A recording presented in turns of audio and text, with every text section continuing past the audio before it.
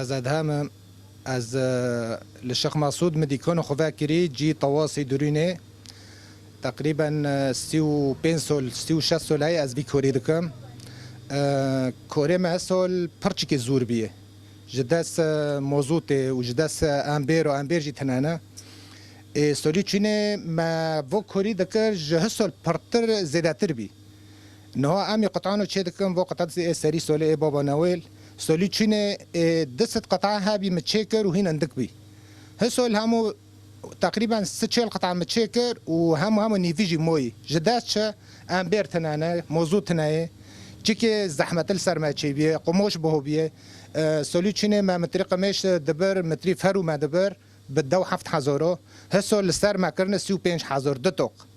ملاجي چاتن يونوار 35000 ام دكن قماش ام قطعوكي يك سولي دسولي تشي دكن بابا نويل معني زوروك شو ببن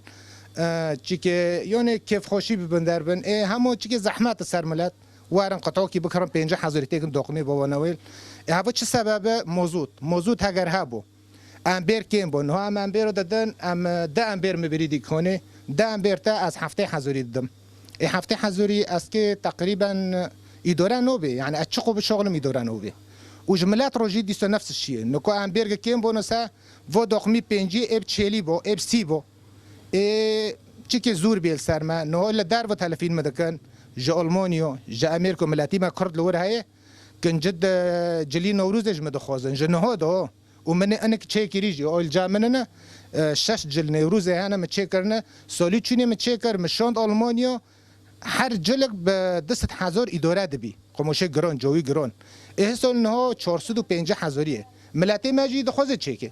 نو مني شش جل تشكرنا جلي نوروز انا اكيد وانا بشينم امريكا ملاتي مالورا هاي تلفون مكرن جمار جلت كرمانجي تشيك جمار بشين ويداري ام دخوزن ام خو پیش خن همو چیش که و مسئله موضوع شغل ما پر لک عندي و با بینجی شغل ما لک عندي ام دخوزن جونا خوشتر به شغل یعنی ان شاء الله وضع جبيرن تربه به یعنی جگیو رو دماشي ام خياط جمار جرنده جملاتي مار جرنده نو ملاتي ما فرو دار بوز به یک جور دوره تنبی ام مقطع چه کرنو اینا ملت در باز به دلیوان خوازه ببن همو تنبین چو وکیل دیسا ام ببین موضوع سبب گیتشتی موضوع تا و ضرر شغل مجیبیه